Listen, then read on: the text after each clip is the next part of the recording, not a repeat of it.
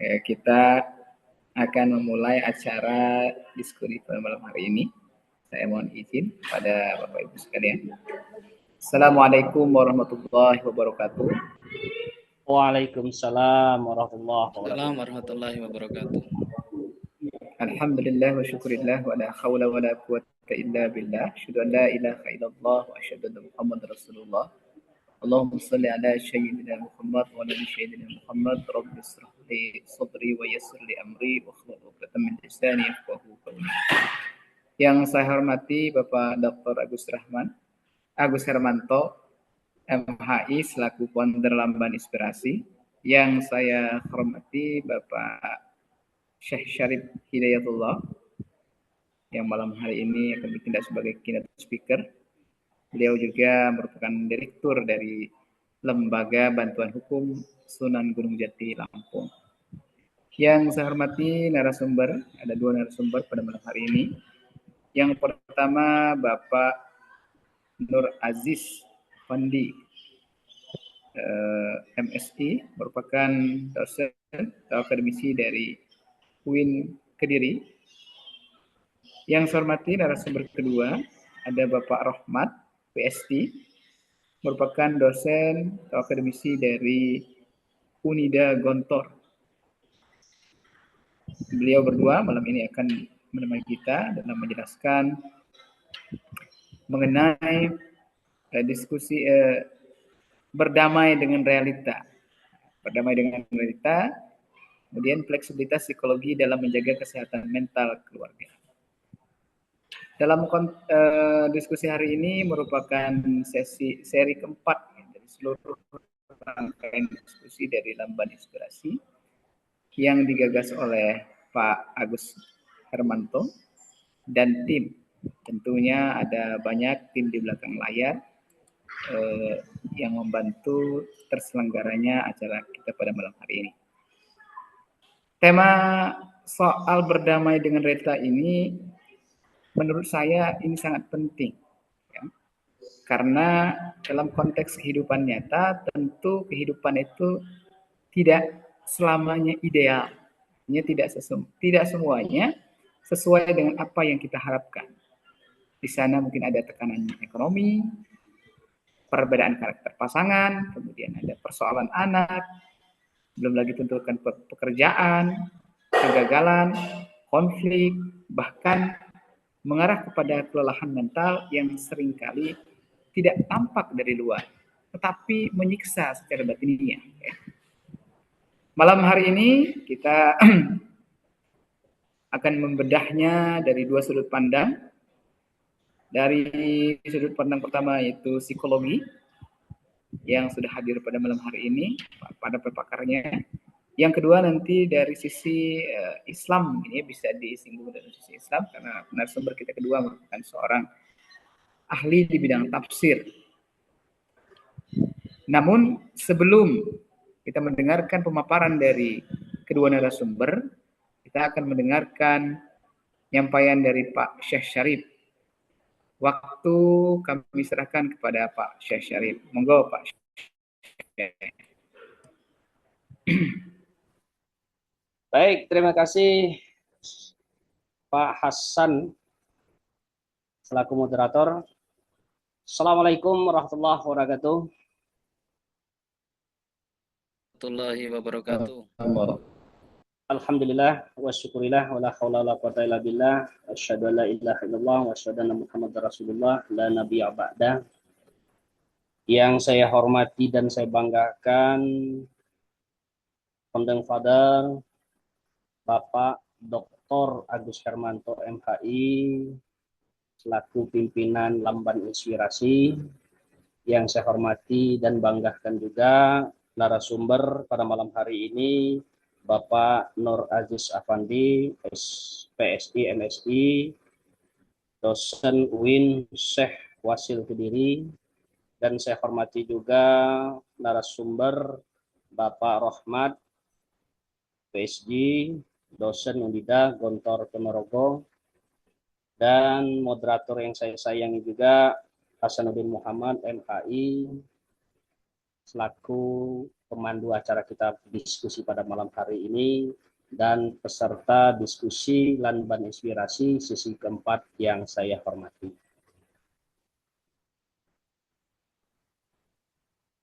Pada malam hari ini,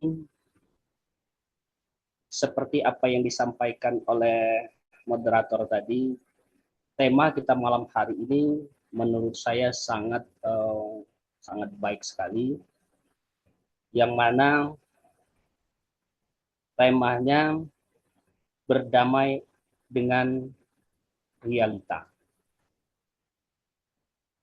Apa yang disebutkan atau dijelaskan moderator tadi, selain saya sebagai Direktur Lembaga Bantuan Hukum Sunan Gunung Jati Lampung, saya juga sedikit ingin berbagi pada malam hari ini dalam diskusi Lanban Inspirasi ini terkait dengan tema berdamai dengan realita. Kalau kita lihat dalam realita sekarang ini, rumah tangga itu justru sangat perlu perhatian daripada kita semua. Saya selaku Direktur LBH Sunan Gunung Jati juga sebagai mediator di suatu peradilan agama. Di peradilan agama tidak kita pungkiri setiap tahunnya angka perceraian itu semakin meningkat. Artinya apa? Artinya realita rumah tangga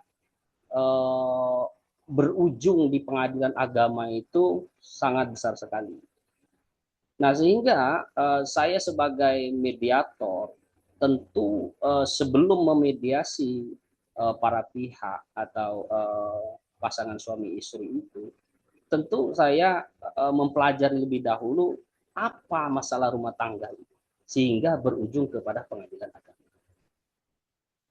Ternyata setelah saya lihat, permasalahan rumah tangga itu ketika mereka mengajukan ke pengadilan agama itu tidak keluar daripada persoalan masalah ekonomi rumah tangga. Selalu dikatakan persoalannya rumah tangga yang mengakibatkan ketidakharmonisan dalam rumah tangga. Yang kedua yang saya lihat ada lagi karena akibat dari pihak ketiga. Kalau di pengadilan itu sering kita dengar adanya pihak will dan feel. Will itu wanita idaman lain, feel itu pria idaman lain. Nah, ini sangat mempengaruhi juga ketidakharmonisan di dalam rumah tangga. Nah, yang sekarang ini yang katakanlah yang mulai ngetrennya, rumah tangga orang atau rumah tangga itu bisa tidak harmonis itu karena adanya judi online. Ini sekarang ini di pengadilan agama itu yang saya lihat yang sangat banyak sekali, yaitu adalah karena faktor daripada judi online.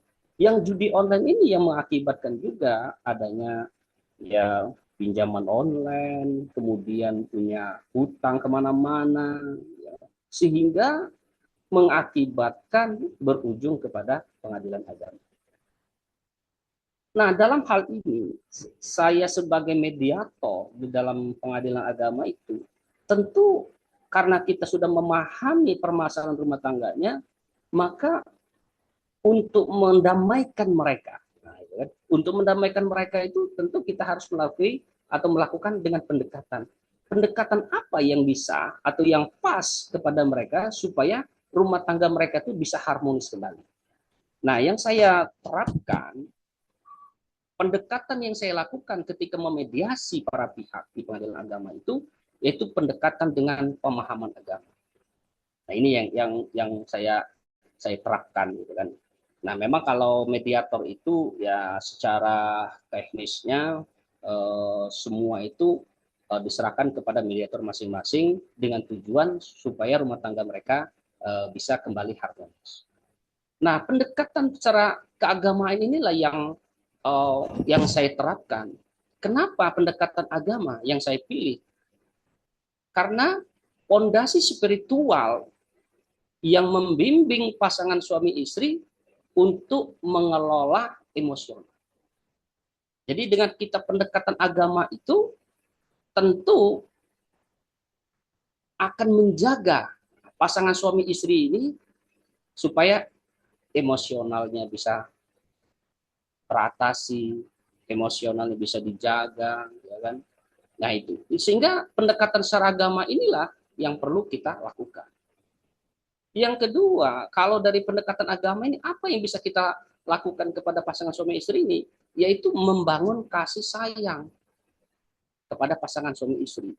Nah, dengan ada pendekatan agama, kita mengajak kita beribadah, misalnya kalau sholat kita berjamaah, tentu dengan kita lakukan seperti ini akan membangun keharmonisan dalam rumah tangga. Kalau di dalam tujuan perkawinan itu sehingga menjadi keluarga yang sakinah, mawaddah, warahmah. Nah, yang terakhir di dalam pendekatan secara keagamaan ini tentu menjaga atau dapat menyelesaikan konflik secara bijak. Nah, itu. Jadi kalau rumah tangga bermasalah, tentu dengan pendekatan secara agama ini kita bisa menyelesaikan konflik itu secara bijak. Maka semua yang bisa kita lakukan dengan pendekatan secara keagamaan, semua masalah rumah tangga kita bisa dekatkan diri kita kepada Allah, insya Allah semuanya akan bisa harmonis. Nah itu, sehingga judul pada malam hari ini, tema kita malam hari ini sangat pas di dalam realitas sekarang ini yang banyaknya angka perceraian, kemudian banyaknya rumah tangga yang tidak harmonis, ya kan? Sehingga bagaimana kita memecahkan, memberikan solusi sehingga dalam rumah tangga itu dapat dijalankan secara tujuan kita perkawinan kita, yaitu sakinah mawaddah warahmah. Mungkin itu ya Pak Hasan yang saya dapat berikan pada malam hari ini. Tentu nanti narasumber kita yang akan mengkaji, yang akan memberikan materi secara konkret nanti bagaimana cara solusi yang terbaik di dalam judul tema kita pada malam hari ini. Mungkin itu yang dapat saya sampaikan. Terima kasih sebesar-besarnya. Mohon maaf kalau ada kekurangan. Akhirul kalam. Assalamualaikum warahmatullahi wabarakatuh. Waalaikumsalam warahmatullahi wabarakatuh. Terima kasih kami ucapkan atas pembuka katanya dari Pak Syekh Syarif Hidayatullah. Sebelum kita memasuki sesi diskusi, tampaknya kurang lengkap kalau tidak menghadirkan wejangan-wejangan dari Bapak Dr. Agus Hermanto selaku founder dari Lembaga Inspirasi. Untuk itu, saya persilahkan dulu pada Pak Agus Hermanto, Pak Dr. Agus Hermanto untuk menyampaikan wejangan-wejangannya agar supaya diskusi kita ini lebih hikmat. Monggo Pak Dr. Baik, Assalamualaikum warahmatullahi wabarakatuh. Waalaikumsalam warahmatullahi wabarakatuh. Alhamdulillahirrabbilalamin wa bihi nasta'inu ala umuri dunya wa din. Assalatu wassalamu ala asrafil anbiya wal mursalin wa ala alihi wa sahbihi ajma'in amma ba'd.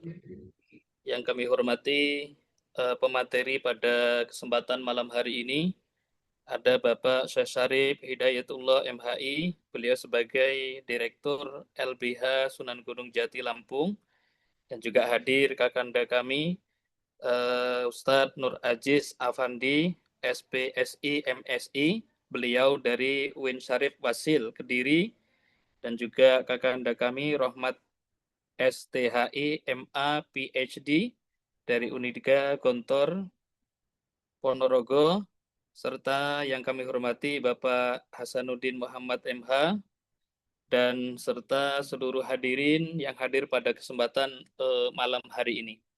Jadi syukur alhamdulillah kita hadir dalam diskusi malam hari ini.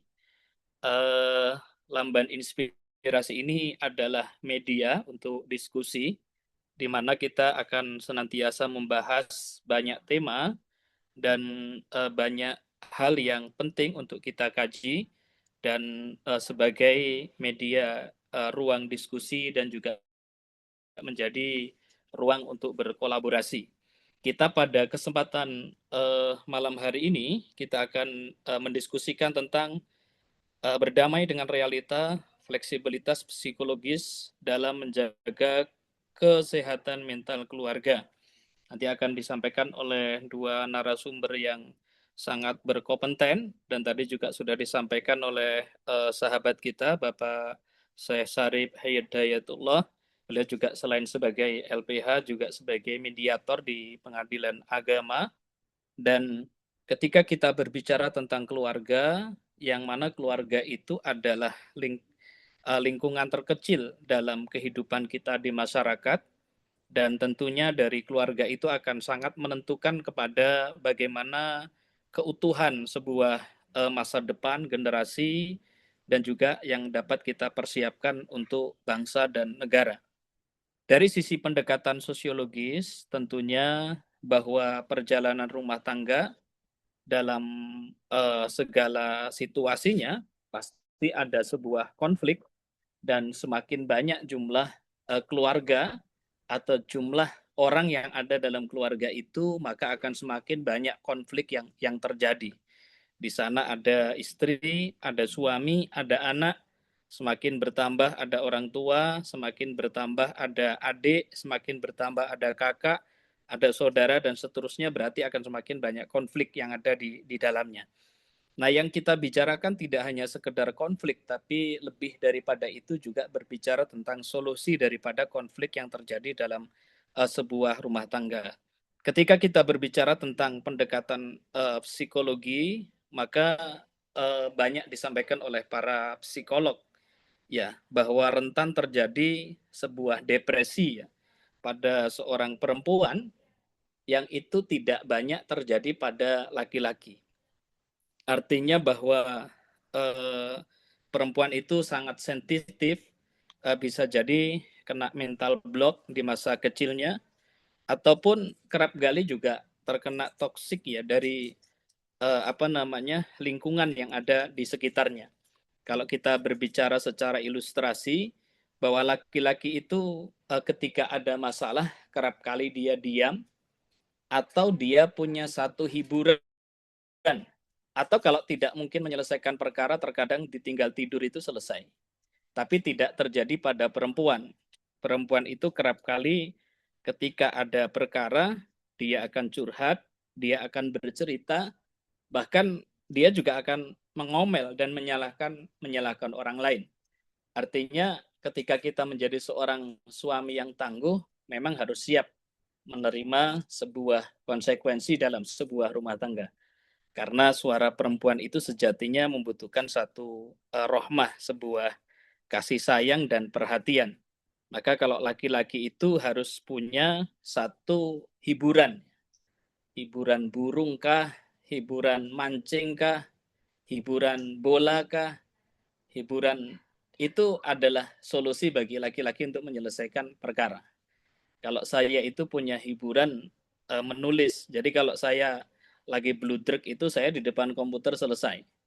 Tapi ya itu satu hobi. Jadi kalau lagi penat dan kemudian capek letih, itu inspirasi justru muncul.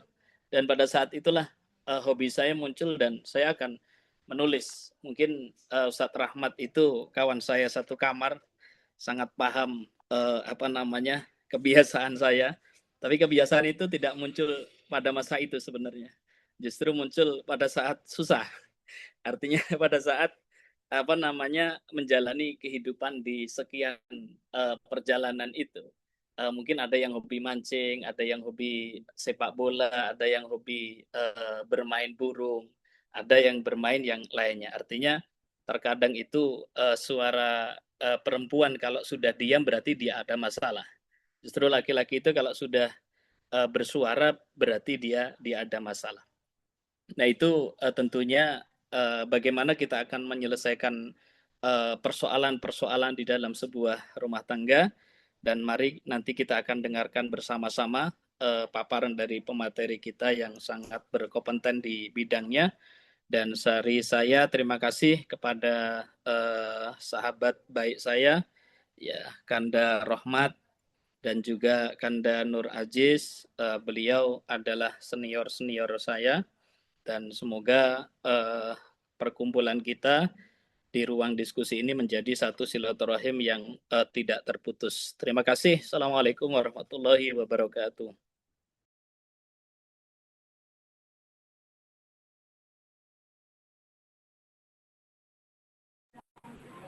Waalaikumsalam warahmatullahi wabarakatuh. Mengucapkan terima kasih atas ujangan-ujangannya, Ya Agus. Jadi tadi saya mengambil satu ya, kalau perempuan sedang ini dia banyak ini membuat suasana menjadi ramai. Nah, malam hari ini Bapak Ibu sekalian, kita akan mendengarkan pemaparan di dua narasumber kita. Kita akan mendengarkan penjelasan dari Bapak Nur Aziz Apandi. Beliau merupakan akademisi, dosen yang menggeluti bidang psikologi. Tentu hal ini sangat relate dengan tema kita untuk mendeskripsikan, menggambarkan bagaimana sisi psikologi memandang pentingnya fleksibilitas sikap kita dalam menghadapi realitas kehidupan ini. Monggo kepada Bapak Nur Aziz Apandi.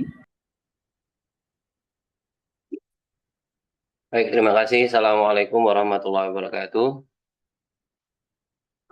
Waalaikumsalam warahmatullahi wabarakatuh.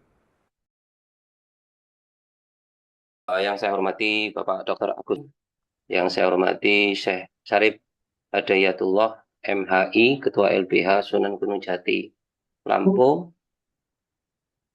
Yang saya hormati narasumber Mas Rahmat STHI MA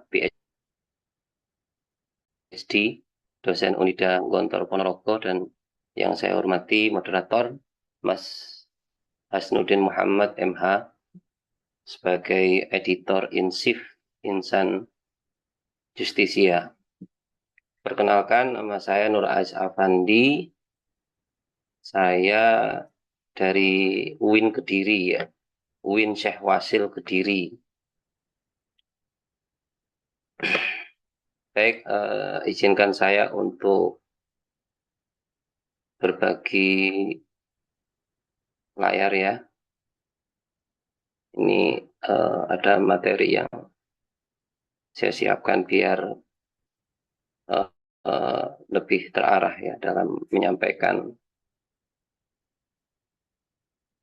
ide. Semoga saja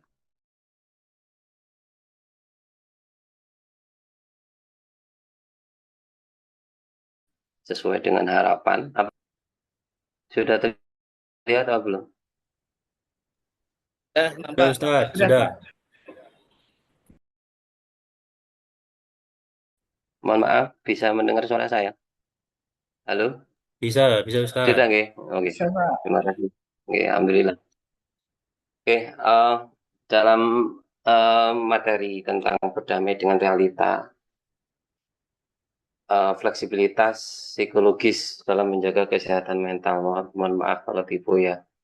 Sebelumnya saya ingin menjelaskan tentang kesehatan mental di Indonesia saat ini, tapi berangkat dari kesehatan mental para remaja, karena kondisi remaja kita itu kan tergantung pada kondisi keluarga, gitu, ya. Jadi kalau keluarga itu harmonis, ya, secara otomatis, ya, anggota keluarganya pun juga sejahtera secara psikologis. Kalau ada permasalahan pada anggota keluarga, berarti ada masalah juga pada keluarganya. Beberapa waktu saya sempat melakukan observasi di suatu lembaga lembaga permasyarakatan ya untuk anak. Dan saya bertanya, karena di dalamnya ini kan banyak anak-anak yang melanggar nilai-nilai, melanggar hukum. Ada yang kasus pembulian, pencurian, pemerkosaan, perampokan, pembacokan. Nah, itu saya tanya mohon maaf ya, pada pengurus lembaga tersebut. Pertanyaan saya sederhana sebenarnya. Mereka itu dari keluarga yang seperti apa? Gitu. Pertanyaan saya seperti itu. Kemudian jawabannya, mereka dari keluarga yang baik-baik saja. Dengan jawaban itu saya tidak puas ya, karena menurut hemat saya, anggota keluarga yang tidak beres, kalau dalam hal ini adalah tidak sehat secara mental, yang kemudian mempengaruhi perilaku, itu pun juga karena faktor keluarga. Makanya kalau di Islam itu kan penting ya, menjadikan keluarga itu sebagai surga. Baiti jannati. Nah, ini menjadi keluarga yang ideal yang harusnya menjadi tujuan kita bersama dalam membangun rumah tangga tersebut. Baik, gambaran kesehatan mental remaja di Indonesia itu sekitar 34,9% remaja di Indonesia pada usia 10 hingga 17 tahun, atau 1 dari 3 remaja di Indonesia itu mengalami masalah kesehatan mental.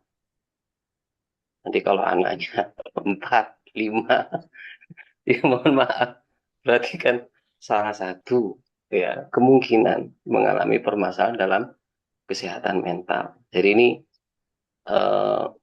kesehatan mental, permasalahan kesehatan mental ini masih dikategorikan sebagai suatu hal yang ringan, tapi kalau tidak segera teratasi akan jatuh pada gangguan mental, di mana data sekitar 5,5% remaja, berarti 1 dari 20 remaja itu memenuhi kriteria gangguan mental yang dapat ditegakkan secara klinis. Artinya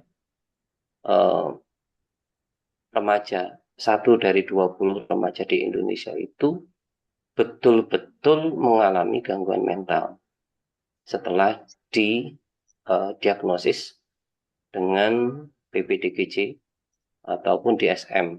Itu suatu pedoman dalam mendiagnosis gangguan mental secara psikologis.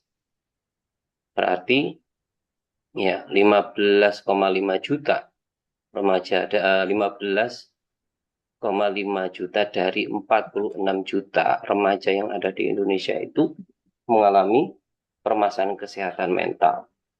Dan 2,45 juta remaja itu betul-betul mengalami gangguan mental. Dan tercatat pula bahwasanya dari permasalahan mental yang tidak terselesaikan itu ternyata banyak remaja yang melakukan bunuh diri dalam upaya untuk mengatasi permasalahan mentalnya.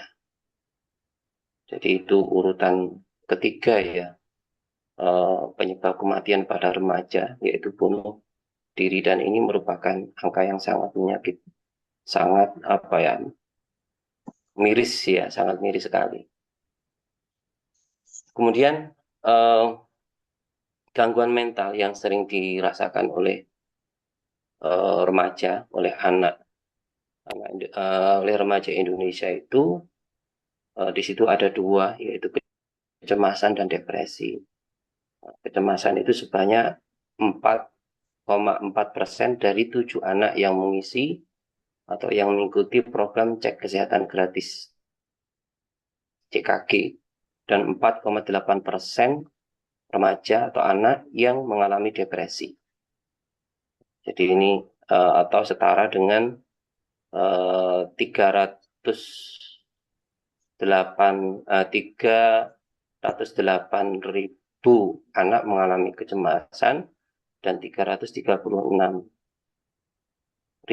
anak mengalami depresi. WHO melaporkan bahwa gangguan kesehatan mental itu mulai muncul sebelum usia 14 tahun. Jadi pengalaman anak di usia 14 tahun itu kan pengalaman saat anak berada di rumah, ya, saudara kakek neneknya. Kemudian setengahnya yaitu yang mengalami gangguan kesehatan mental itu dialami sebelum usia 18 tahun. Nah, ini anak mulai berinteraksi dengan teman-temannya. Hal ini menunjukkan bahwa kondisi kesehatan keluarga di Indonesia saat ini dapat dikatakan masih menghadapi tantangan yang sangat serius. Ya, dan padahal keluarga ya adalah yang dapat memberikan dukungan pada anak-anak untuk berkembang menjadi lebih baik. Oke, permasalahan kesehatan mental yang umum terjadi di Indonesia, seperti yang tadi saya sampaikan, yaitu kecemasan atau anxiety dan depression. Kecemasan itu adalah perasaan khawatir yang berlebihan, gelisah, tegang, dan takut terhadap kemungkinan terjadinya sesuatu yang buruk di masa depan. Artinya, ketakutan atau kekhawatiran terhadap sesuatu yang tidak pasti. Nah, itu disebut sebagai kecemasan. Misalkan kalau pada orang tua, mungkin berkaitan dengan kekhawatiran kalau anaknya nanti gagal dalam hidup. Makanya perilaku yang ditampilkan oleh orang tua biasanya diwarnai oleh kecemasan, sehingga perilakunya cenderung banyak memberikan suatu kontrol terhadap anaknya agar anaknya nanti tidak gagal. Dan itu seringkali menimbulkan permasalahan pada anak dan juga tanpa disadari sebenarnya juga menjadikan permasalahan pada orang tua. Kenapa? Karena kecemasan itu terus dipelihara oleh orang tua. Depresi, yaitu perasaan sedih mendalam, kehilangan minat atau kesenangan, putus asa, dan penurunan fungsi dalam kehidupan sehari-hari. Dan ini biasanya dialami oleh seseorang yang sering mengalami kegagalan dalam usahanya. Gagal terus sudah merasa berupaya secara maksimal, tapi tetap saja mengalami kegagalan. Dan itu kalau terus-menerus dialami oleh seorang bisa tidak memiliki harapan, di mana itu merupakan salah satu ciri dari seorang yang mengalami depresi. Nah, ini menurut ahli psikologi ya, menurut David H. Barlow, dia menjelaskan kecemasan merupakan suatu keadaan emosi yang berorientasi pada masa depan ditandai dengan afek negatif, yaitu muncul perasaan seperti khawatir, gelisah, takut, atau tidak tenang.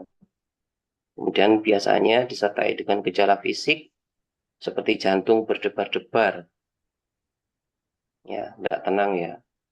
Kemudian ketegangan otot, berkeringat, gangguan tidur, sulit berkonsentrasi.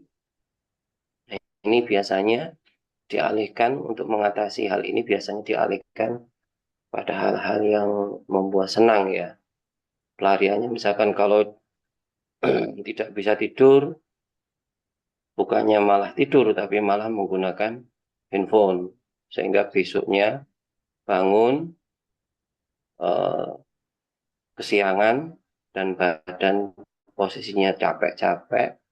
Di situ ada suatu hal yang tidak tepat di rumah, akhirnya menimbulkan emosi. Emosi tersebut yang dirasakan akan mempengaruhi caranya berbicara dengan istri, caranya berbicara dengan suami, atau caranya berbicara dengan anak. Dan itu kemudian menjadikan permasalahan baru pada istri atau suami ataupun anak.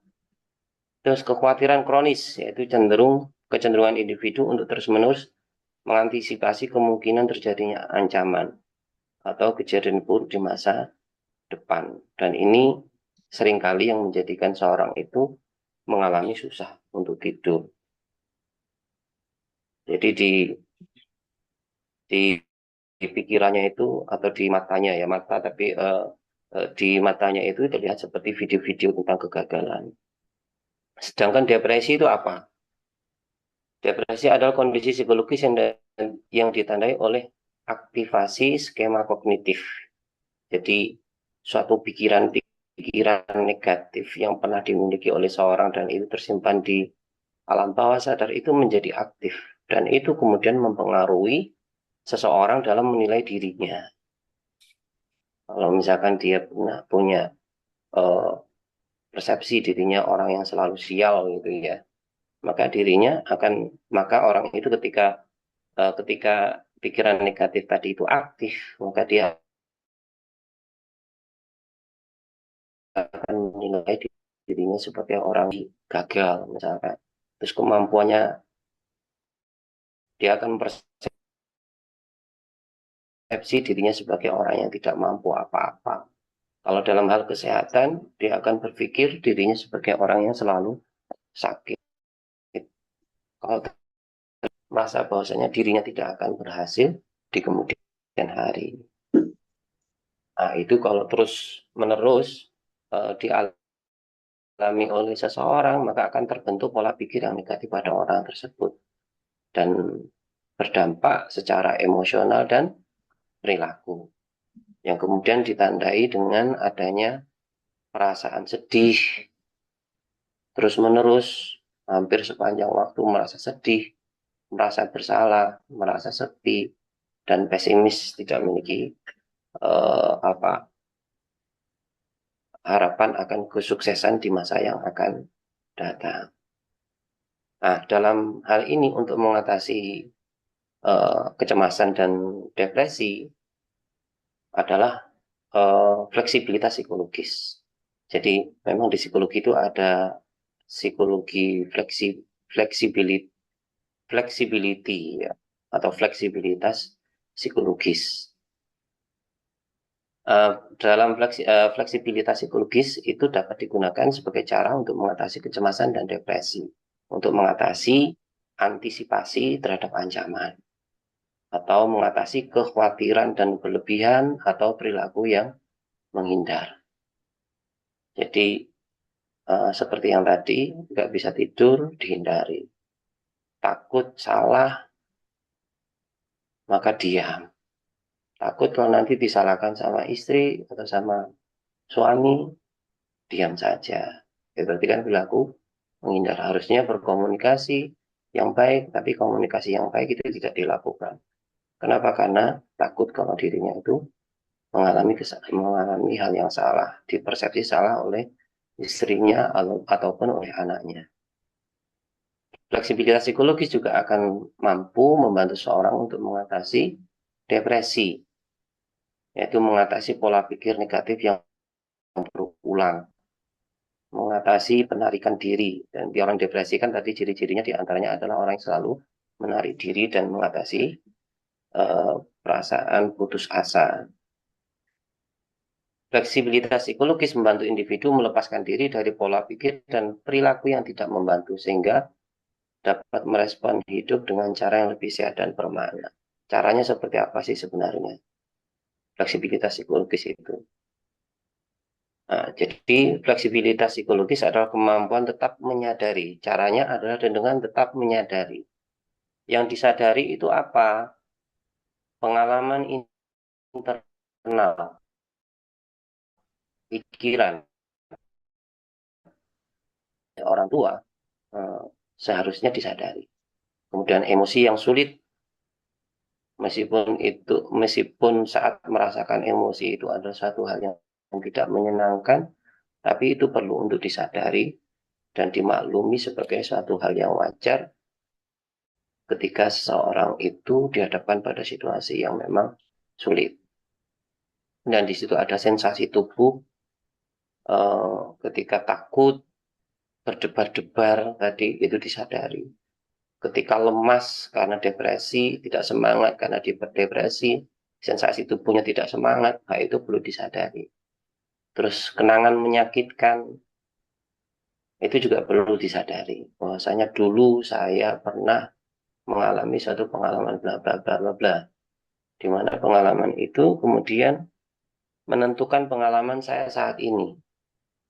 Nah, tapi kalau pengalaman yang tidak menyenangkan dari masa lalu itu tidak pernah disadari, maka dia akan bisa mengendalikan diri kita tanpa kita sadari. Nah, itu dihindari dalam fleksibilitas psikologis. Kenapa? Karena itu yang menjadikan seseorang itu tidak fleksibel dalam secara psikologis, ya, tidak fleksibel secara psikologis. Makanya di situ tidak dalam fleksibilitas psikologis tidak boleh menghindar atas pengalaman-pengalaman yang tidak menyenangkan. Tidak boleh menekan, ya. Kalau ada, dan kita juga tidak boleh dikendalikan oleh pengalaman-pengalaman internal tadi. Artinya kalau kita visualkan seperti kita itu tidak boleh ditunggangi oleh pengalaman-pengalaman kita. Kita tidak boleh ditunggangi oleh emosi kita. Kita tidak boleh ditunggangi oleh pikiran negatif kita. Ya, dan kita menurut konsep fleksibilitas psikologis tetap harus, meskipun kita merasa sakit misalkan, tapi kita tetap bertindak sesuai dengan arah hidup jalan kita, motivasi intrinsik kita miliki sesuai dengan motivasi yang ada dalam diri kita, dan kita bertindak yang konstruktif dan konsisten. Bukan menghilangkan rasa sakit, tapi tetap memilih hidup bermakna meskipun rasa sakit itu ada. Jadi tetap berbuat meskipun rasa sakit itu ada. Menurut fleksibilitas psikologi seperti ini. Mungkin agak berbeda ya. Seperti yang tadi disampaikan mungkin. Oke, fleksibilitas psikologis memungkinkan individu beradaptasi secara sehat. Jadi menyesuaikan pikiran, emosi, dan perilaku sesuai dengan tuntutan situasi.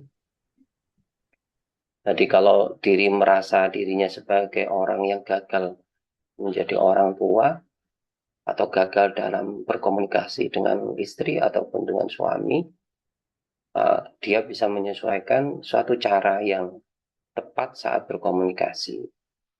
Nah, ini berarti beradaptasi secara adaptif terhadap emosi yang dirasakan. Menjaga keseimbangan. Jadi tetap meskipun seseorang itu merasa ada emosi yang dirasakan, ya, meskipun tetap ada emosi yang dirasakan, tapi dia tetap dituntut untuk tetap berbuat yang tepat untuk mencapai tujuannya. Jadi tidak boleh terlalu larut dalam emosi, atau seorang yang dikuasai emosinya kemudian dia larut dengan emosinya sehingga tidak berbuat apa-apa. Berarti orang itu seperti yang tadi saya jelaskan sedang ditunggangi oleh emosinya.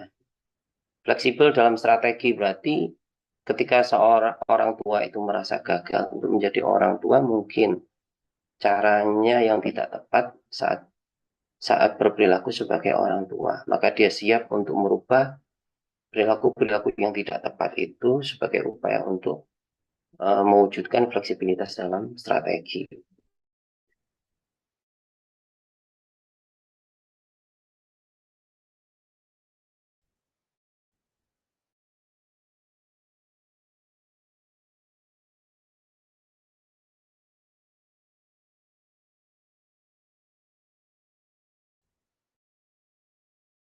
Dilakukan oleh saya gagal, saya sebagai orang tua gagal. Nah, dalam hal ini tidak boleh menjadikan hal tersebut sebagai suatu fakta, tapi sebagai suatu pikiran. Saya berpikir bahwa saya gagal. Beda kan? Saya orang yang gagal. Nah, ini berarti menganggap itu sebagai suatu fakta pada diri sebagai orang yang gagal. Yang seharusnya yang disarankan dalam fleksibilitas psikologis itu, saya berpikir bahwa saya adalah orang yang gagal. Jadi di sini dianjurkan untuk menjaga jarak dari fakta dengan merubahnya eh, apa merubahnya pikiran itu bukan sebagai suatu fakta. Kesadaran saat ini, nah, seringkali orang itu ya dikuasai oleh pengalaman-pengalaman masa lalu atau hal-hal yang akan terjadi di masa yang akan datang. Berdasarkan satu survei yang pernah saya baca, orang itu 40% orang di dunia ini dikuasai oleh pengalaman masa lalu. Jadi pengalaman masa lalu kemudian itu mempengaruhi cara seseorang dalam bertindak hari ini. Dan hanya 10% orang itu yang sadar dengan pengalaman saat ini. Orang yang sadar dengan pengalaman saat ini biasanya orang itu akan betul-betul menikmati dengan aktivitas apa yang dikerjakan saat ini. Dan 50% orang itu dikuasai oleh pikiran-pikiran yang akan datang. Makanya yang dilakukan saat ini pun untuk untuk mewujudkan apa yang menjadi pikirannya di masa yang akan datang. Dan ini biasanya dicirikan dengan kecemasan. Kalau yang masa lalu biasanya didirikan dengan depresi, penyesalan gitu ya, depresi. Lebih ke depresif. Jadi kalau orang terlalu dipengaruhi oleh masa lalu, biasanya begitu. Kemudian diri sebagai konteks. Menyadari bahwa diri lebih luas daripada pikiran dan emosi yang dialami. Saya memang tidak berharga bagi keluarga. Nah, itu harusnya berubah. Saya memiliki pikiran kalau saya tidak berharga bagi keluarga. Jadi menjaga jarak ya. Kemudian kejelasan nilai. Mengetahui bahwa apa yang benar-benar penting dan bermakna dalam hidup. Saya tetap bekerja. Walaupun saya bosan. Kebahagiaan keluarga adalah hal yang utama. Saya tetap bosan. Saya bekerja walaupun saya bosan. Karena kebahagiaan keluarga adalah suatu hal yang utama. Jadi seorang itu meskipun dalam situasi emosional, dalam situasi yang gak nyaman, tapi orang itu dalam upaya terus untuk memperjuangkan nilai yang penting dalam hidupnya. Kemudian tindakan berkomitmen, artinya terus-menerus ya melakukan suatu tindakan yang sesuai dengan nilai yang menjadi tujuannya meskipun hal itu tidak nyaman. Nah, di sini dapat disimpulkan bahwasanya fleksibilitas psikologis adalah kunci untuk menjaga kesehatan mental dan menjalani hidup yang bermakna. Mengatasi kecemasan dan depresi dengan tidak terjebak dalam penghindaran, tidak terjebak dalam kekhawatiran yang berlebihan, dan tidak terjebak dalam ruminasi atau pikiran-pikiran negatif yang berulang. Dan dia tetap menjalani hidup yang bermakna meskipun ada tekanan psikologis dan terus berpegang pada nilai dan tujuan dari hidupnya, dan itu nanti harapannya adalah memiliki hidup yang bermakna. Baik, itu yang bisa saya sampaikan. Terima kasih. Assalamualaikum warahmatullahi wabarakatuh. Waalaikumsalam warahmatullahi wabarakatuh. Terima kasih kami ucapkan kepada Bapak Nur Aziz satu kata kunci tadi, bahwa keluarga itu menjadi sumber dari kenakalan remaja itu sendiri dan konteks remaja ya. Kita akan lanjutkan kepada Bapak Rohmat. Apakah sudah siap Pak Rohmat? Hadir Pak Hasanuddin. Oke. Monggo Pak Rohmat, kami persilahkan. Bapak Rohmat ini merupakan akademisi dari Unida yang mendalami bidang tafsir. Monggo Pak. Baik, terima kasih. Sebelumnya mohon maaf, apakah suara kami jelas? Sangat Jelas, Ustaz. Baik, nanti jika ada kendala mohon kami diingatkan, nggih. Ya, Ustaz. Bismillahirrahmanirrahim. Assalamualaikum warahmatullahi wabarakatuh. Waalaikumsalam warahmatullahi wabarakatuh. Alhamdulillah, nahmadullah jalla wa'ala ala jami'i ni'amihi dhahira wa batinah. Assalatu wassalamu ala rasulillah وعلى آله وأصحابه ومن والاه وبعد.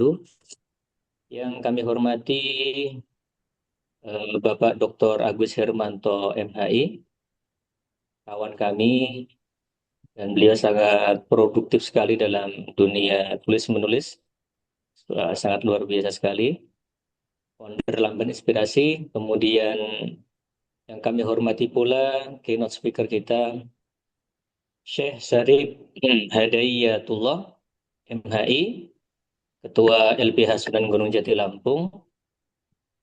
Kemudian yang saya hormati senior saya di pesantren dulu, Pak Nur Aziz Afandi dari UIN Syekh Wasil Kediri, selaku narasumber juga pada malam hari ini. Kemudian yang kami hormati pula Bapak Hasnuddin Muhammad MH selaku moderator pada malam hari ini, dan yang kami hormati dan kami sayangi insya Allah para hadirin dan hadiroh yang menghadiri acara pada malam hari ini secara online. Perkenalkan, tadi sudah dikenalkan sebenarnya sekilas saja. Nama saya Rahmat, asli Bojonegoro, Jawa Timur. Saat ini domisili di Ponorogo, di Unida Gontor. Baik, izin kami share screen dulu.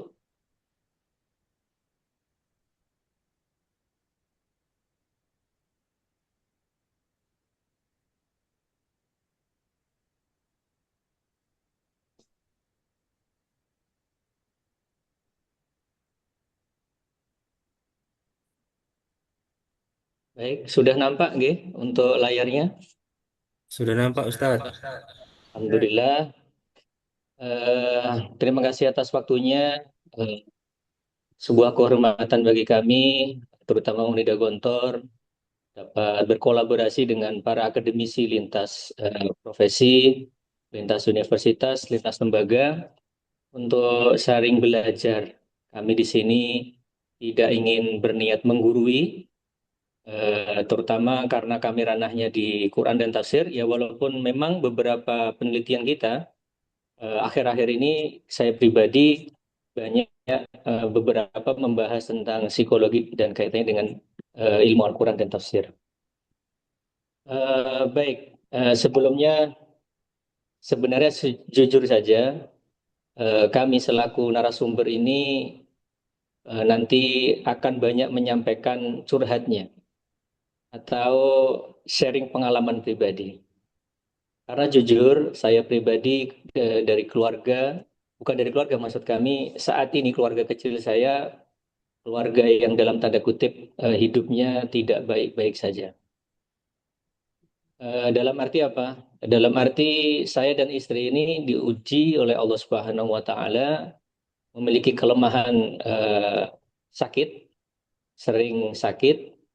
Kemudian istri saya juga kebetulan dengan izin Allah divonis punya penyakit kronis autoimun. Jadi sedikit banyak tentu ini mengalami atau mempengaruhi, maksud kami, mempengaruhi perjalanan rumah tangga kami, yang nanti kita akan sampaikan beberapa hal sesuai dengan pengalaman saya pribadi yang saya kaitkan dengan kajian Al-Quran dan tafsir dan psikologi. Baik, izinkan tema saya pada malam hari ini yaitu berkaitan dengan rumah yang tidak sempurna sesuai dengan kondisi saya pribadi dengan keluarga kecil saya. Anak saya kedua masih kecil-kecil ya. Baik, kita lanjutkan. Baik, kita semuanya, tidak ada satupun dari kita yang berpikir atau bercita-cita atau bahkan terlintas di benaknya itu akan hidup seperti sering sakit, sering lelah, dan lain sebagainya, ujian ekonomi dan seterusnya. Mari kita renungkan, tidak ada satupun dari kita yang tidak mau keluarganya seperti itu. Baik. Maka mitos keluarga harmonis menurut kami, kemudian pasangan yang romantis, anak-anak yang selalu bahagia itu kadang-kadang justru menjadi mitos kita bersama. Gitu.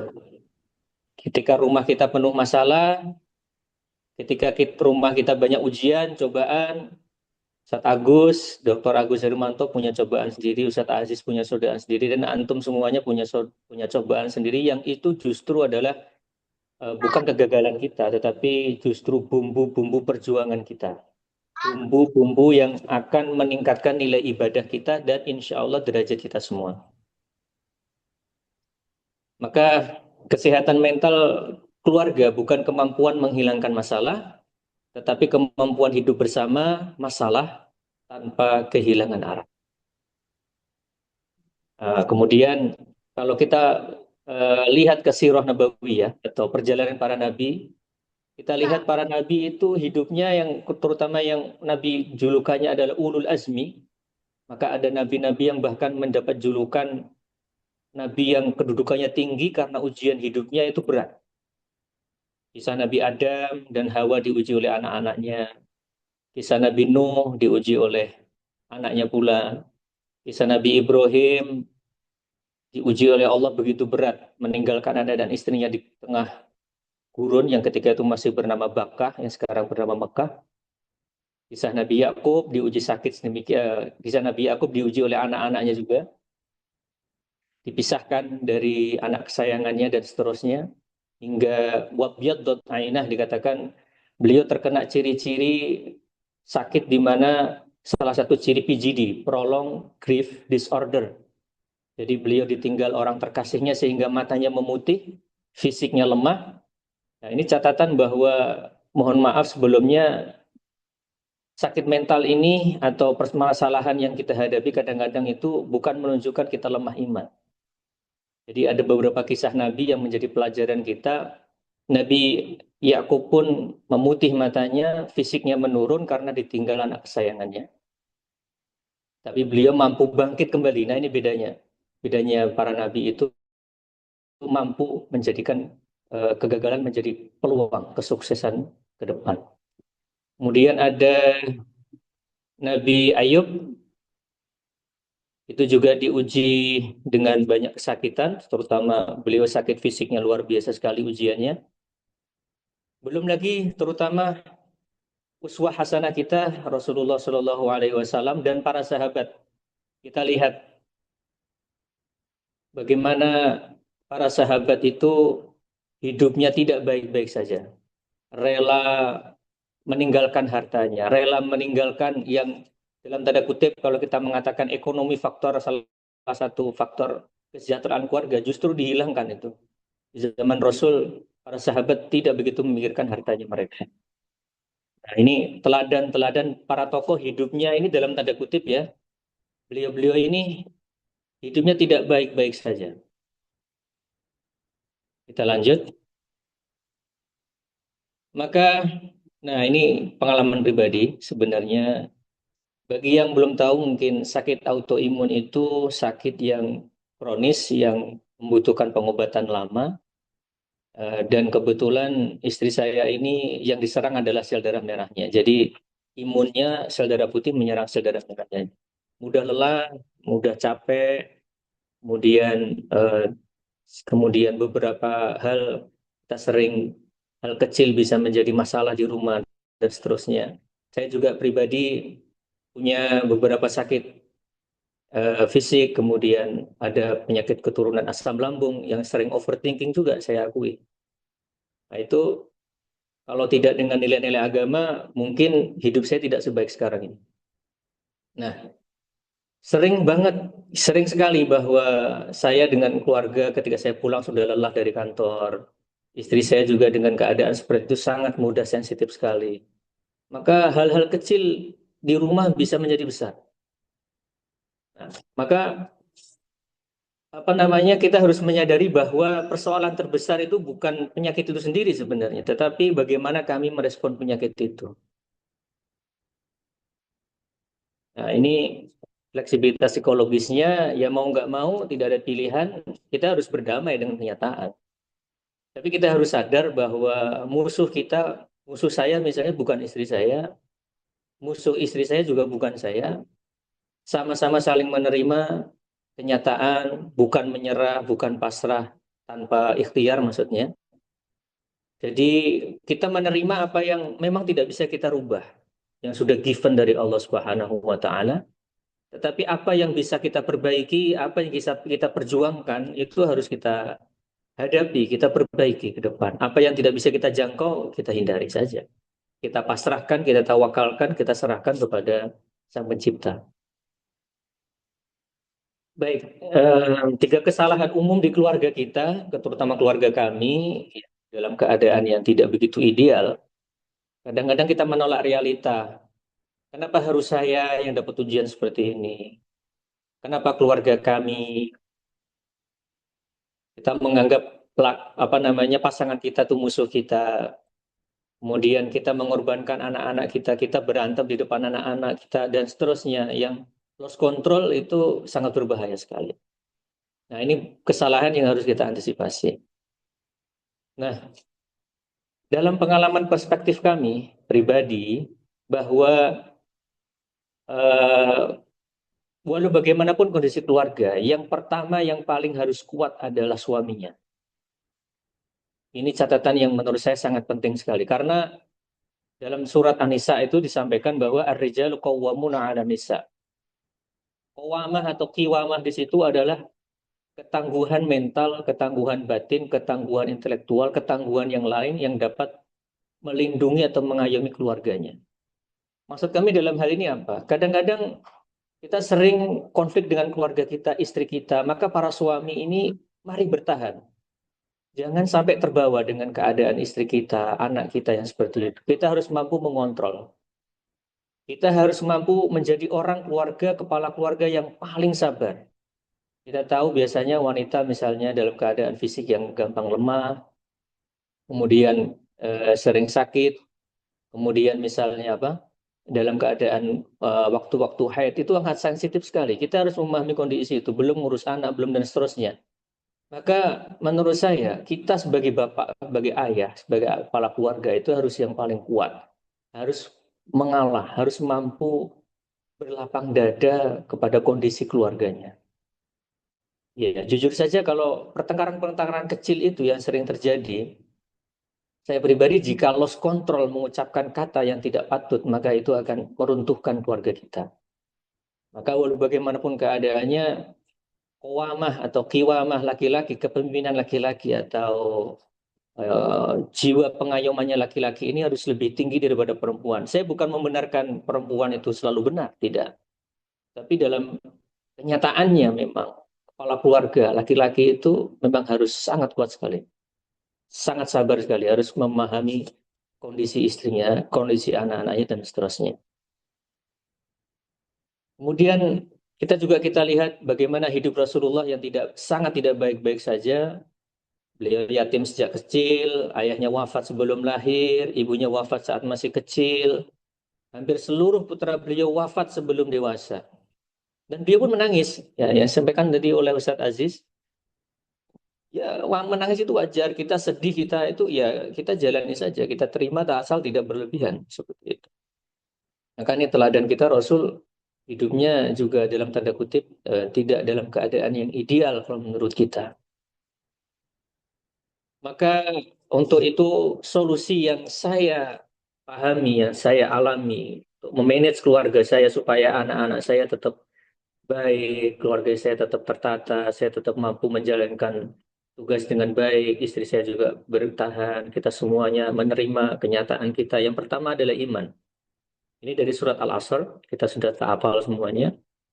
Bahwa keyakinan hidup kita ini harus tetap bersama Allah Subhanahu wa taala. Itu yang pertama, yang paling pondasi adalah suami dan istri dalam konteks ini harus sama-sama memiliki visi yang sama, yaitu kekuatan iman bahwa tujuan hidupnya adalah hanya untuk ibadah kepada Allah. Ini yang bisa menguatkan perjalanan sebuah keluarga. Kemudian yang kedua adalah amal soleh. Nah, tetap melakukan kebaikan, tetap pulang ke rumah dengan senyuman, masalah di luar jangan dibawa ke rumah.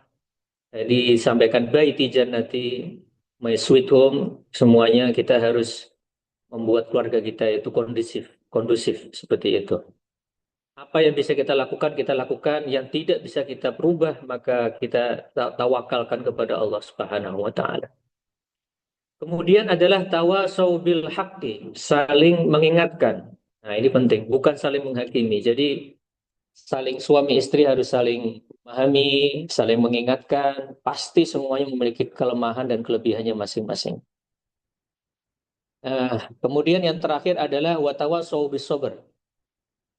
Ini dalam pengalaman saya yang sangat penting bagi suami istri ketika banyak masalah itu adalah pillow talk. Pillow talk itu adalah sebelum tidur, ketika anak-anak sudah terlelap, kita dengan suami dengan istri, mari kita sempatkan 5 menit, 7 menit, 10 menit untuk berdiskusi, untuk ngobrol, apapun itu sebelum tidur. Ini pengalaman saya pribadi, setelah kami beberapa kali ada perselisihan di rumah tangga, pasti semua merasakan. Tapi komunikasi adalah kunci dan itu sangat-sangat indah ketika sebelum tidur itu kita ya saling melepaskan penat satu dengan yang lainnya dengan cara berbicara dan berkomunikasi dengan baik. Itu diantaranya. Maka ada tips tambahan di sini. Ketika saya pribadi siap manusiawi ya, terdetik kenapa harus keluarga saya yang keadaan seperti ini? Kenapa istri saya yang harus sakit? Kenapa saya juga sakit-sakitan seperti ini? Itu timbul kadang-kadang. Nah, ada satu tips yang saya alami itu dapat mengurangi itu adalah pesan agama kita sebenarnya. Jadi kita harus melihat orang yang di bawah kita. Nah, kadang-kadang, bukan kadang-kadang, saya sering ketika merasa sedih, ketika merasa apa, itu ngelihat konten-konten yang, Masya Allah, orang-orang yang nggak punya di pinggir jalan. Ada kontennya saya Najib SPBU itu yang cukup menyentuh itu ya. Nah, konten-konten itu ternyata memotivasi kita begitu banyak orang-orang yang lebih jauh tidak beruntung daripada kita. Nah, konten-konten itulah yang sering saya tonton untuk memotivasi diri saya. Kemudian jika memang mentok, ya ada kadang hal-hal yang secara klinis kita lakukan bisa ke pakar, ke dokter, psikiater atau yang lainnya. Kita tidak boleh malu. Kita tidak boleh merasa kita hina misalnya. Karena apa? Semuanya ikhtiar harus kita lakukan. Entah itu ikhtiar zohir maupun ikhtiar batin. Nah, yang terakhir yang memotivasi saya adalah ini surat Al-Baqarah. A'udzubillahi minasyaitonirrajim. Inni ja'ilun fil ardi khalifah. Pemahaman penafsiran saya, khalifah itu adalah peran. Jadi peran melestarikan bumi itu tidak hanya orang yang nampak sempurna. Jika kita mendapat peran, kita dapat kelemahan fisik misalnya, ya kita menjalani itu dengan baik dan kalau bisa menjadi contoh untuk orang lain. Ada yang perannya itu dalam ekonomi yang sulit misalnya, atau hartanya pas-pasan. Ya mari kita jalani peran itu dengan baik, supaya kita menjadi teladan dan menjadi contoh orang lain. Maka artinya kita mengakui bahwa kita ini hanya menjalani takdir Allah sesuai peran masing-masing dengan peran yang terbaik. Apapun kondisi kita. Ini yang memotivasi saya. Jadi ketika keluarga saya seperti itu, saya motivasi bahwa saya jalani dengan baik.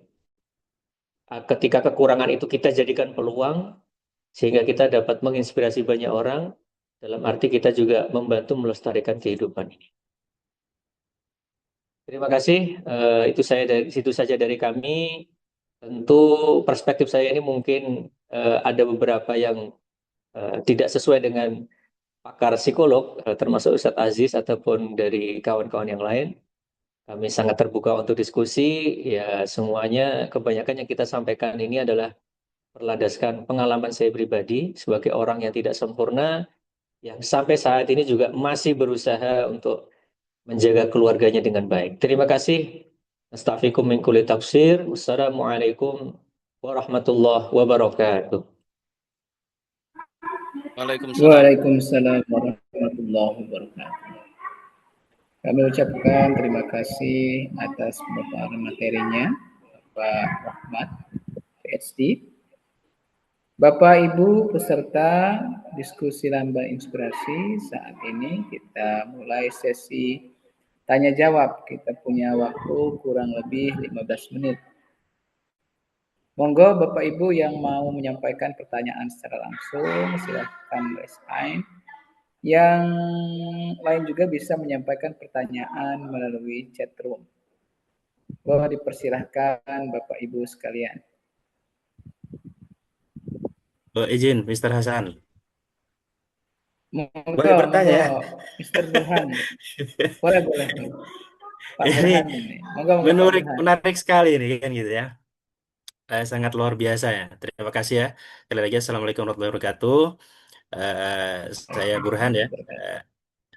Ini terima kasih ya Ustadz Rahmat dan Ustadz Aziz atas materinya yang sangat luar biasa ini ya, untuk apa namanya, keluarga lah terutama kan gitu. Izin saya mau bertanya lah sebenarnya ya. Ini ya berdasarkan ya apa namanya, entah penelitian atau keadaan pribadi, tapi ini yang eh, pertanyaan pertama ke Ustadz Rahmat dahulu. Eh, yang pertama, saya melihat bahwa tadi di dalam pemaparan tadi dari Ustadz Rahmat memang eh, keluarga itu memang kalau menurut penjelasan Ustadz Rahmat tadi tidak diposisikan sebagai ruang yang harus sempurna. Tapi kalau dilihat bahwa keluarga itu juga sebagai ruang untuk belajar, untuk kemudian berdamai dengan segala macam keterbatasan. Eh, Menjaga juga kesehatan mental dan tetap merawat harapan bagi keluarga dan anak-anak juga. Eh, Kemudian yang jadi pertanyaan, apakah bagaimana batas konseptual tadi ya kan gitu. Sebenarnya sudah dijelaskan sangat luar biasa tadi, batasannya gitu ya. Eh, Antara menerima ketidaksempurnaan dengan keluarga, eh, dengan kewajiban melakukan perlindungan hukum ketika ketidaksempurnaan itu berubah menjadi suatu kekerasan, atau kalau di pengadilan agama itu pengabaian hak pasangan atau gangguan serius terhadap kemaslahatan anak. Kemudian kalau selama ini kan kita melihat keluarga sakinah itu ya keluarga yang aman gitu ya. Aman yang tanpa ada masalah kan gitu. Kalau bahasanya Pak Kiai Agus, apakah perlu gitu konsep keluarga sakinah itu direkonstruksi ya? Bukan sebagai keluarga tanpa konflik, tetapi sebagai keluarga yang memiliki mekanisme penyelesaian masalah, penyelesaian konflik di dalam keluarga kan gitu. Dan sekaligus pemulihan psikologis bagi keluarga. Izin itu untuk Ustadz Rahmat. Yang kedua, ini untuk Ustadz Aziz ini. Izin Ustadz, eh, ini sebenarnya melihat kenyataan di keluarga kami ya gitu ya. Saya juga punya anak kan gitu. Sekarang ya bukan anak saja. Kalau saya melihat kita ini sangat bergantung dengan yang namanya kemodernan, terutama handphone kan gitu ya.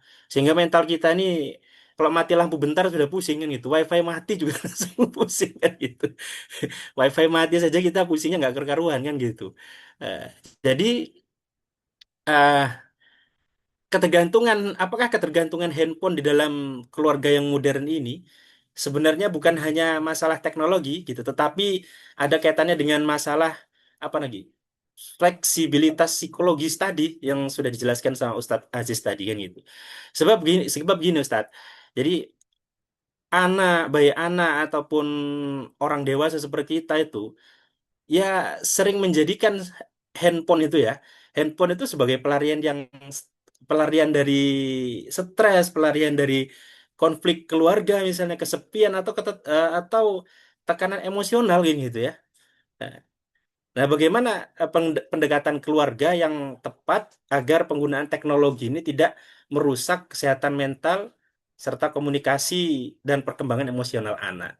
Mungkin itu Ustadz, apa namanya ya, pertanyaannya. Karena ini dari kenyataan ini, dari pengalaman pribadi ini. Izin Ustaz. Assalamualaikum warahmatullahi wabarakatuh. Waalaikumsalam warahmatullahi Assalamualaikum wabarakatuh. warahmatullahi wabarakatuh. Monggo Pak Rahmat dengan Pak Aziz tadi, Pak Burhan bertanya mengenai dua hal yang saya tangkap. Yang pertama, kalau Pak Burhan sudah menerapkan metode critical thinking, ingin merekonstruksi tadi. Kemudian yang kedua soal Pak Aziz tadi soal handphone tadi. Monggo kepada Pak Rahmat dan Pak Aziz. Baik, Ustadz Aziz dulu atau kami dulu? Monggo, Monggo mana baiknya Ustaz Pak Rahmat Ahmad, dulu boleh. jangan dulu. Baik. Pertanyaan yang pertama buat kami dari Pak Ahmad Burhanuddin. Terima kasih Pak Ahmad Burhanuddin. Pak Ahmad Burhanuddin tadi dari daerah mana nih Pak? Dari kampus mana? Dari ini Pak, saya muridnya Pak Agus Hermanto ini Pak, mahasiswanya Oh, Ustadz Agus Hermanto Bang itu. Masya Allah, siap-siap. Guru kita itu. Ya, terima kasih atas pertanyaannya. Bertanya tentang batas ya Pak. Ya, batas itu berarti adalah batas yang memang kita sudah tidak mampu menghadapi hal-hal itu secara syariat. Jadi misalnya dalam tahap-tahap tertentu, mohon maaf, sudah sering melanggar secara syariat. Nah itu maka sudah kelewat batas. Atau dalam keadaan tertentu di mana misalnya nih, suami istri sudah benar-benar tidak bisa komunikasi, tidak bisa berdamai, sudah tidak bisa. Maka batasannya itu adalah harus memerlukan bantuan dari pihak eksternal ataupun penyelesaian dengan cara yang lebih lanjut. Masalahnya kan kadang-kadang sekarang ini kan di zaman medsos ini kan orang itu posting rata-rata yang baik-baik gitu. Pamer keluarga harmoni, kemudian punya kendaraan yang banyak, punya harta di-share, punya foto yang sama keluarganya dimuncul-munculkan yang baik-baik gitu kan. Nah ini kan sedikit banyak mempengaruhi orang, wah ini saya nanti pasti kalau hidup menikah harus seperti ini. Nah ini juga di era digital itu menjadi masalah tersendiri. Maka kita pribadi untuk materi kita makanya adalah kita menjaga supaya kita tidak keluar batas-batas syariah tadi. Jadi dalam keadaan keluarga kita yang tidak ideal sekalipun, dalam tanda kutip ya, dalam banyak hal, mari kita pertahan supaya tidak keluar dari batas-batas yang digariskan itu oleh secara syariat. Mari kita berdamai dengan semua itu, kita jalani dengan baik, kita terima dengan baik, dan lain sebagainya. Saya sering melihat konten-konten itu kan, sama kayak kontennya Najib SPBU itu yang dokter itu. Itu ada keluarga yang bisa menyekolahkan anaknya ke kuliah S1, S2, kemudian anaknya ada yang jadi apa angkatan, angkatan darat, angkatan laut, ada yang sukses kemana-mana, bahkan bisa memberangkatkan keluarganya, ada yang umroh dan seterusnya. Kita lihat padahal pekerjaannya itu sangat sederhana, bahkan nampak pekerjaan yang tidak begitu layak, mencari pemulung atau jualan pentol. Tapi dengan kesederhanaan yang nampak hidupnya berat seperti itu, yang dalam tanda kutip ekonominya tidak baik-baik saja, bahasa kita sekarang indis ekonomi gitu ya. Jadi indis ekonomi itu ternyata dengan orang-orang yang mampu memanage keadaan dirinya dengan baik, tidak keluar batas tadi, dia bisa menjalani hidupnya dengan sukses sesuai dengan standar dia. Gitu. Itu Pak Ahmad Burhanuddin. Terima kasih atas pertanyaannya. Mohon maaf jika Ya, ada siap yang kurang Ustadz. berkenan. Terima kasih jawabnya. Saya sangat menginspirasi benar ini Ustadz.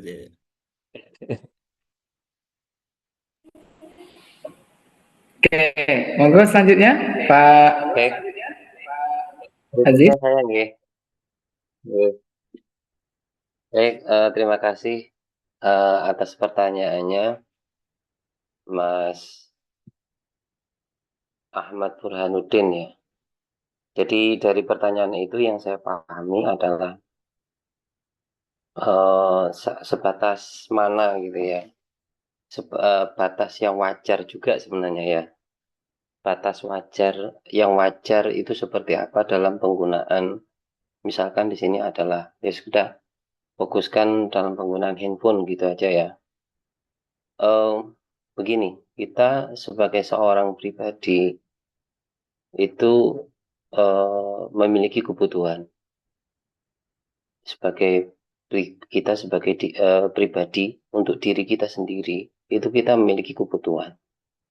Kita sebagai pribadi yang memiliki interaksi sosial, terutama dengan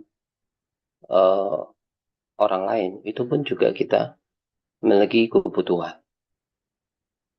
terhadap keluarga, terhadap istri, misalkan terhadap anak. Nah, kita juga memiliki kebutuhan, misalkan kebutuhan akan sentuhan, kebutuhan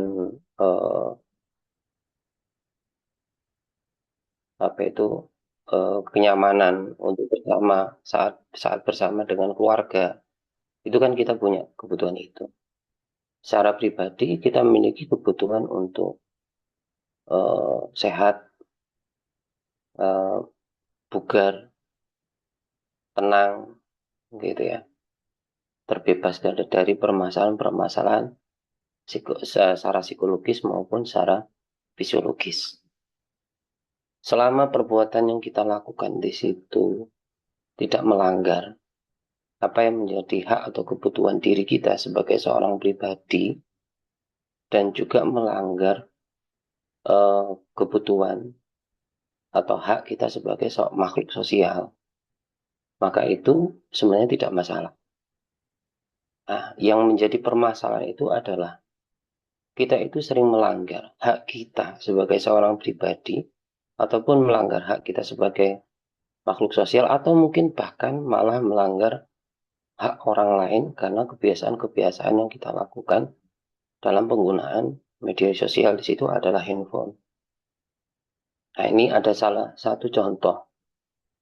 Dulu beberapa tahun yang lalu ada orang tua yang kebingungan dalam mengatasi ledakan emosional dari anaknya. Jadi anaknya itu sampai mencekik orang tuanya. Padahal anaknya itu masih usia SD waktu itu. Itu bisa mencekik orang tuanya ketika dalam situasi yang sedang emosional atau marah. Di situ saat itu marah gitu. Dan kemudian saya observasi, saya amati. Ternyata anak itu merasa haknya itu dilanggar oleh orang tuanya. Sudah sejak pagi anak itu ditinggalkan oleh kedua orang tuanya untuk bekerja. Dan pulang-pulang sore, bahkan malam, bahkan mungkin beberapa hari baru kemudian pulang. Tapi ketika pulang tidak pernah memberikan hak anak untuk komunikasi, untuk ngobrol, untuk ramah tamah dan sebagainya. Kenapa? Karena begitu pulang langsung yang dipegang handphone sampai kemudian tertidur. Besoknya melakukan aktivitas lagi yang bersifat rutinitas dan saya melihat hak anak ini kurang terpenuhi. Sebenarnya orang tua itu juga tidak memenuhi hak dirinya sebagai seorang pribadi. Jadi suatu yang berlebihan ketika hak kita sebagai seorang pribadi, hak kita sebagai makhluk sosial dan hak orang lain yang ada di sekitar kita itu kalau sampai kita langgar, maka apa yang kita lakukan itu yang sudah menjadi kebiasaan, mungkin kita menganggapnya sebagai suatu hal yang wajar, maka itu sebenarnya sudah sesuatu yang berlebihan. Begitu, jadi batasannya seperti itu menurut saya. Terima kasih. Terima kasih Ustadz atas jawabannya. Terima kasih atas inspirasi dan jawabannya, Pak Aziz. Pada Bapak Ibu yang lain? Atau kita cukupkan ini, sudah jam 9 ini. Mana Pak Agus Hermanto? Pak Dr. Agus. Oke, Ustaz. Masih ada yang tanya, Sudah Ustaz? jam 9? Oh iya, monggo, Ustaz. Kalau kiranya Bapak Ibu yang lain ada yang mau bertanya, Pak, bersilakan.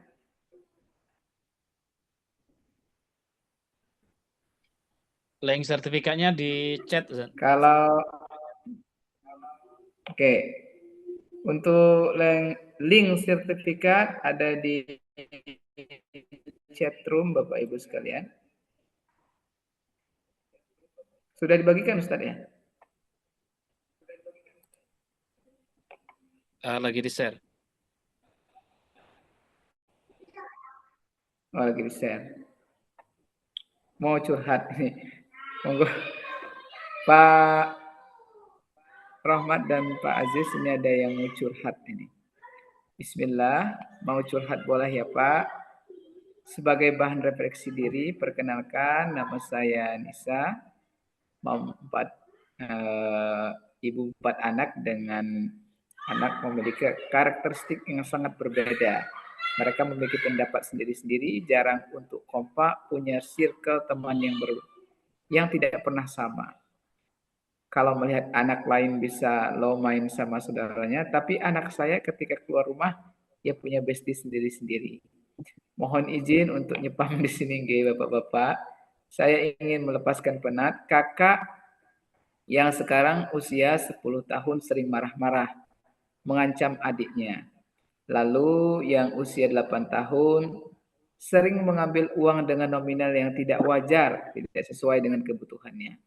Kemudian yang ketiga, ketika di luar rumah sedang mencari sosok bapak, sering caper sama Pak D, opanya, ngintil sama kakeknya. Yang saya heran sama teman-teman kakeknya itu sering minta pangku, suka dipuji, sedangkan saya sendiri kemana-mana masih gendong mengawasi adiknya yang masih baby. Lelah saya Ustadz. Nah ini curhat dong nih ceritanya Pak Ajis dan Pak Rahmat. Mau ditanggapi monggo Pak Rahmat dan Pak Aziz? Baik, Pak Aziz. Atau saya dulu, Pak Aziz? Aziz lagi. Monggo Ustaz Rahmat duluan. Oke. Monggo. Ya, izin kami mungkin juga membandingkan dengan kondisi kita, semuanya punya permasalahan. Tapi sebelumnya saya mau bertanya dengan Bu Nisa ya. Memang suaminya ada ya Bu ya? Maksudnya keberadaan suaminya apakah ada di keluarga itu atau bagaimana?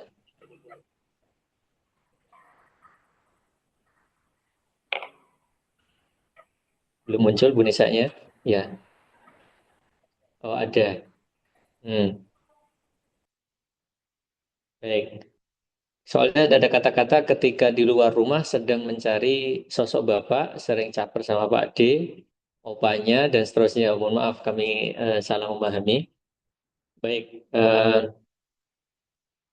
iya ini tantangan kita Bu. Bahwa mohon maaf sebelumnya saya tidak menghakimi ya, tidak mau menghakimi, tapi kita mari belajar bersama-sama tentang kisah-kisah para nabi. Karena background saya adalah Quran tafsir, saya menyampaikan dari perspektif itu. Bahwa para nabi itu diuji oleh orang-orang terdekatnya rata-rata. Kita sampaikan tadi ada Nabi Nuh diuji oleh anaknya juga Kan'an yang tidak mau nurut sama bapaknya. Kan'an ini sangat bandel sekali, bahkan bandelnya mungkin melebihi bandelnya putra-putranya ibu. Luar biasa bandelnya Kan'an ini. Kemudian Nabi Yakub alaihi salam juga memiliki anak yang cukup banyak. Salah satu jalur dari ibu yang lain itu adalah dari Nabi Yusuf, kemudian ada Benyamin. Anak-anak yang lain inilah yang membuang saudaranya Yusuf ke sumur. Jadi nakalnya ini nggak kira-kira nih, kalau kita bilangnya nggak gemen-gemen gitu ya, nakalnya itu sudah totally bad gitu ya, orang itu sudah benar-benar bandelnya luar biasa anak-anaknya para nabi itu, yang terutama kisah-kisah yang saya angkat tadi. Nah, terkait konteks anak ini, memang kalau saya sampaikan tadi dari para nabi itu ujiannya juga luar biasa, bahkan melebihi kenakalan-kenakalan anak-anak yang ibu sampaikan. Saya tahu mungkin ibu apa namanya lebih kecurhat di sesi ini, maka itu sangat kita apresiasi ibu. Jadi silakan saja bu. Jadi ibu ikut acara-acara begini, kemudian ibu curhat-curhat, kalau bahasa ibu nyepam itu bukan spam sebenarnya, tapi itu adalah refleksi bahwa ibu ini masih punya semangat untuk meluapkan apa yang harus disampaikan kepada orang lain.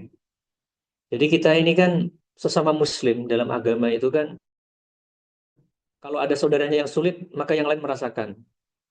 Maka ibu juga begitu, kalau memang ibu mau curhat seperti ini, cara ibu, ya itu baik-baik saja. Jadi sangat apresiasi sekali jika ibu menuliskan kata-kata yang cukup panjang ini di forum kali ini, yang itu membuat ibu lega. Just do it saja bu. nggak apa-apa. Saya tahu ibu hanya lelah, mungkin hanya butuh waktu atau butuh me time, waktu untuk sendiri ibu menikmati hidupnya sendiri dengan anak-anak yang karakternya bermacam-macam. Tapi kita harus ingat dari teladan para nabi kita bahwa para nabi itu juga beberapa diuji oleh anak-anaknya dan sifat-sifatnya karakternya melebihi kenakalan remaja kita sekarang. Maka Nabi Adam pun juga demikian ya, kita sampaikan bahwa bahkan saling bunuh-membunuh. Kita naudzubillah, kita masih menganggap bahwa mereka ini adalah anak-anak yang masih perlu pengawasan kita dan inilah tugas kita bersama. Dan kita akui bahwa tugas kita sekarang ini jauh lebih berat. Kenapa? Karena adanya media sosial, lingkungan hidup, HP, dan lain seterusnya yang faktor-faktor yang mengganggu itu distraksinya sangat banyak sekali. Maka ya saya tidak ingin mengasih solusi atau menggurui ibu bagaimana mengatasi kenakalan anak ibu yang bervariasi tadi. Tetapi ya mari kita belajar menerima bahwa itulah anak-anak dengan kondisi kenakalannya masing-masing. Ya, dan mari kita sama-sama untuk mengontrol diri kita. Tadi pesan kita adalah fleksibilitas. Kita harus menerima kenyataan itu. Kita harus mampu menjalani itu dengan baik dan paling tidak adalah mari kita menjadi teladan yang baik bagi anak-anak kita bagaimanapun kondisi kita. Jadi apa namanya? Teladan adalah hal yang paling efektif daripada menasehati anak-anak. Jadi mari kita memberikan contoh yang baik kepada anak-anak kita selain kita menasehati mereka. Jadi sama Bu ya, saya rasa semuanya punya cobaan masing-masing. Bahkan mohon maaf, saya tidak apa namanya bermaksud yang tidak. Maksud saya kita masih punya anak gitu. Ada orang-orang yang dicoba, mohon maaf, ingin punya keturunan belum dikabulkan sama Allah. Coba kita renungkan. Mungkin belum waktunya mereka dikasih cobaan begitu lama tidak punya keturunan, tidak punya momongan. Tapi di satu sisi ketika kita punya momongan itu begitu banyak sekali permasalahan. Ya itulah kehidupan. Demikian mungkin bisa menjadi bahan renungan kita masing-masing bahwa walau bagaimanapun anak ini adalah anugerah. Ketika mungkin tidak semua orang juga bisa mendapatkan itu, mari kita jalin dengan baik. Terima kasih. Assalamualaikum warahmatullahi wabarakatuh. Waalaikumsalam warahmatullahi wabarakatuh. Baik, sekarang giliran saya ya. warahmatullahi wabarakatuh.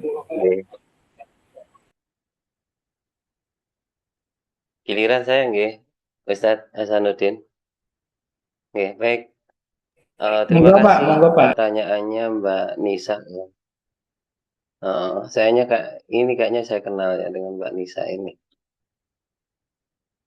Oke, saya di sini kan sebenarnya memposisikan diri sebagai ilmuwan psikologi ya. Ya psikologi ya begitu, hanya mengkaji sesuatu yang bisa diobservasi dan sesuatu yang bisa diukur. Makanya sesuatu yang bersifat spiritual seperti cinta, kasih sayang, perhatian itu tidak banyak dikaji dalam psikologi. Kalau mau mencoba mengkaji hal-hal yang bersifat spiritual, yaitu kesadaran, mengkaji kesadaran di luar kesadaran biasa, itu ada salah satu psikologi namanya psikologi transpersonal. Gitu. Jadi psikologi transpersonal itu fokusnya pada kajian orang dengan pengalaman spiritual terkait dengan apa yang tadi dicontohkan oleh Ustadz Rahmat tadi adalah orang-orang dengan pengalaman spiritual. Oke, secara psikologis sebenarnya untuk berkembang menjadi pribadi yang lebih matang itu adalah pasti mengalami suatu permasalahan. Jadi permasalahan yang dialami oleh seorang sebenarnya itu adalah media bagi seseorang untuk berkembang. Makanya terhadap media itu berdasarkan fleksibilitas psikologis tadi itu kita seyogyanya untuk acceptance, menerima. Nah, ketika memang ada pengalaman emosional yang tidak menyenangkan terkait dengan suatu peristiwa yang tidak tadi itu ya tidak diinginkan, maka tadi itu ada menerima perasaan itu, mengakui sebagai satu hal yang wajar, dan juga menyadari, menjaga jarak dengan pengalaman emosional itu sehingga kita tidak reaktif terhadap permasalahan-permasalahan yang sedang terjadi. Kalau bisa melalui itu, maka kita sebagai seorang pribadi itu akan berkembang.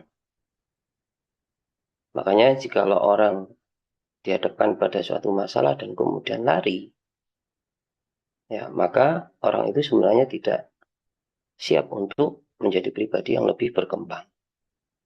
Nah, permasalahan yang dialami oleh Mbak Nisa tadi, ya sebagaimana ditulis di kolom chat, itu adalah suatu media agar Mbak Nisa itu mampu untuk menghadapi permasalahan itu dan kemudian menjadi pribadi yang lebih matang. Nah, terkait dengan analisa terkait dengan perilaku anak yang sedemikian itu, yang memiliki kelompok-kelompok sendiri dan kemudian tidak akur. Nah, ini di psikologi memang dikaji. Ya, di psikologi memang dikaji kenapa kok anak cenderung seperti itu. Mungkin ya ada suatu perlakuan yang tidak, mohon maaf ya, mungkin yang tidak konsisten. Bisa jadi kan ya. Misalkan terhadap anak yang pertama, ini kan urutannya terlalu dekat. Urutan dengan anak pertama, kemudian dengan anak kedua, itu kan terlalu dekat 2 tahun. Ya, kalau tidak salah jaraknya 2 tahun, ya 10 tahun dengan 8 tahun. Di situ ada fenomena namanya sibling, ya. Persaingan antara saudara. Nah, jadi persaingan antara saudara itu sangat mungkin terjadi ketika urutan antara anak pertama dengan anak kedua itu terlalu dekat. Dan ini sebenarnya bisa diantisipasi, bisa dicegah dengan suatu model pengasuhan tertentu. Misalkan pengasuhan yang konsisten antara anak pertama, anak kedua, dan anak ketiga. Dan ya saya sendiri mohon maaf ya, seperti yang tadi dijelaskan oleh Ustadz Rahmat, saya ujiannya saat ini adalah belum memiliki putra gitu ya, belum memiliki anak. Kemarin beberapa tahun yang lalu saya diberikan anak, tapi anak saya bermasalah dan kemudian meninggal di usia 5 tahun, tahun 2018, hingga kemudian saat ini, sampai sekarang ini saya belum dianugerahi oleh anak. Tapi saya mencoba untuk memahami permasalahan-permasalahan anak itu tadi berdasarkan kajian psikologis yang saya lihat kenapa anak itu bermasalah antara anak pertama dengan anak kedua dan anak ketiga ini mungkin sebagai satu apa ya istilahnya reaksi karena mungkin mohon maaf orang tua itu terfokus untuk mengatasi anak yang pertama dengan anak yang kedua, atau mungkin sudah lelah dengan permasalahannya dialami oleh anak pertama dengan anak kedua, sehingga untuk anak yang ketiga ini apa istilahnya haknya untuk anak yang ketiga ini kurang bisa memberikan, mungkin pandangan saya seperti itu. Jadi sehingga anak yang ketiga itu cenderung untuk mencari perhatian ke orang lain di luar rumah. Jadi orang tua sudah merasa lelah saat melihat permasalahan yang terjadi pada anak pertama dengan anak yang kedua. Dan permasalahan itu adalah permasalahan berkaitan dengan persaingan dalam persaudaraan. Mungkin itu yang bisa saya sampaikan. Ya, terima kasih. Mohon maaf jika ada kekurangan. Terima kasih. Atau mungkin Bu Nisa bisa dilanjutkan di sesi yang lain mungkin. Oke. Terima kasih Pak Aziz ya. Bapak Ibu yang saya hormati, karena waktu sudah menunjukkan pukul 21.16 ya. Kita akan mengakhiri diskusi pada malam hari ini. Ada satu chat nanti katanya bisa jadi ya, bisa jadi tidak juga ya, tergantung perspektif tadi. Bapak Ibu sekalian, saya tidak akan menyimpulkan hasil diskusi kita pada malam hari ini. Namun catatan-catatan yang saya coba refleksikan dari apa yang disampaikan oleh kedua pemateri.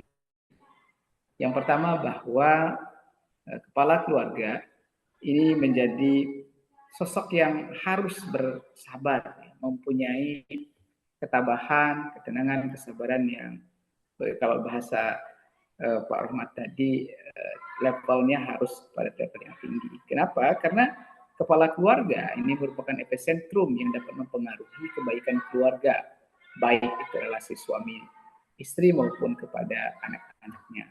Maka kepala keluarga menjadi kunci di dalam keluarga itu sendiri yang akan mampu mendefense, mempertahankan kebaikan, keluasan dalam relasi rumah tangga itu sendiri. Kemudian kita sebagai orang tua harus mampu memberikan hak-hak ya, baik kemudian kepada anak maupun kepada keluarga yang lainnya, karena pemberian hak ini bagian dari cara kita merawat relasi di dalam keluarga itu sendiri. Bapak Ibu sekalian dan para narasumber yang saya hormati, Bapak Agus Hermanto selaku founder, saya selaku moderator mohon maaf atas segala kehilafan, kekurangan dalam memandu acara pada malam hari ini. Kita akan bertemu lagi pada sesi berikutnya. Semoga apa yang kita diskusikan pada malam hari ini membawa kebaikan, keberkahan untuk kita semua. Untuk link sertifikat Bapak Ibu ada di chat ya. Terima kasih, saya pamit undur diri. Wassalamualaikum warahmatullahi wabarakatuh.